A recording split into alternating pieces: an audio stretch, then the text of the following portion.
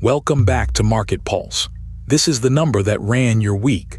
5.34%, the highest since 2007, from 4.7% in February to 5.34% on Tuesday. The highest since 2007. That one number helps set mortgage rates, car loans, and federal borrowing. Your weekly deep dive. The week the bond market took the wheel. So what did it break? The most expensive stocks went first. Amkor Technology fell nearly 15%. Credo about 11%. Meta Platforms almost 7%. There is a reason it lands there first. When a risk-free bond pays more, the market discounts far-off profits harder, and the most expensive growth stocks carry the most far-off profit. Information technology, as a whole, shed more than 3% across the week. Utilities and industrials fell with it. And Walmart had its worst single day in 4 years. So why did yields rise? First, supply. $25 billion of new 30-year bonds. It had to pay 5.216%, the highest at such an auction since 2001. The 10-year auction was no cheaper. Highest financing cost since 2007. The 10-year sat at 4.74% on Tuesday, near the highest of this term. Second, the war. Stalled talks with Iran jolted the energy market on Tuesday. Oil pushed above $90 a barrel, and energy feeds straight back into inflation fear. And third, inflation, which has now run above the Federal Reserve's target for 5 straight years. And this was not only America. Japan hit a 30-year peak, France its highest since 2008, Germany 2011, Canada 2010. Washington noticed.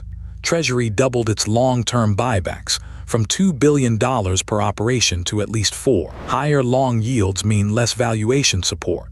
One Saxo market strategist warned as much this week. Washington noticed. Treasury doubled its long-term debt buybacks, from $2 billion per operation to at least 4. The bond panic reading has real holes in it. Now the case against all of that. While the 30-year rose about 13 basis points this month, the 2-year actually fell 12. And on Friday, business activity grew at its fastest pace in over 4 years. The gap between the 2- and 30-year widened to 113 basis points, the most since April. Here is the whole week on one screen.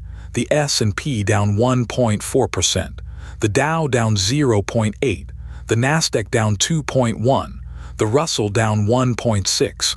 Only yields went up. On Friday, a survey showed American business activity growing at its fastest pace in over 4 years. Barclays strategists said they would not fade this sell-off. That is their view, not a recommendation. So where did it leave us? Here is the whole week. A record on Friday the 14th, then 6 sessions of grinding lower. Friday bounced hard and it still was not enough. Friday itself was strong. The Dow surged around 500 points, but all 3 indexes still lost the week.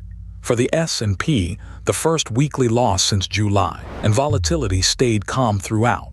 The fear gauge closed Friday at 15.13. The risk map changed. Bitcoin posted a weekly advance of 22%. Gold hit a 3-month high. The Nasdaq 100 had fallen 5 sessions before Friday broke it. Next week decides whether that holds. The 30-year sets the tone, and Nvidia reports Wednesday. If that was useful, like, share, and subscribe. And I will see you at the close on Monday.